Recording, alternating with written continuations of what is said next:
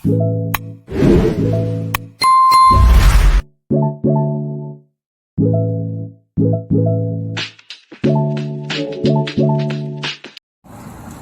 mga langga, good afternoon.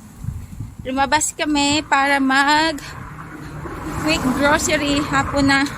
Kasi umulan kanina. So meron lang kaming 1 hour para mag-grocery dahil after 1 hour uulan na naman dito sa amin. Pero tingnan nyo mga langga. Ang liwanag pero in an hour uulan na naman.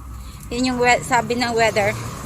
Hindi kami nakapag-grocery noong Saturday kasi attend kami ng party. Tapos yesterday, hindi rin kami nakapag-grocery dahil hindi ako pwede kasi nagkasakit ako yesterday. So, hi.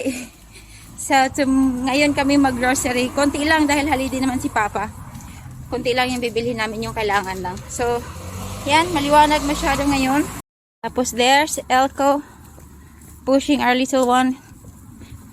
Binalot ko nakabalot yan si Elliot mga langga kasi pagising niya pinaliguan ko siya tapos lumabas kami. Usually kasi hindi ko yan pinapaliguan pag lalabas kami kasi yung weather dito nga paiba-iba. So mostly pinapaliguan ko yan siya sa gabi. Nandito kami sa roundabout. Kita nyo mga langga doon, yan gray. Yan yung ulan na paparating within an hour. So kailangan namin magmadali.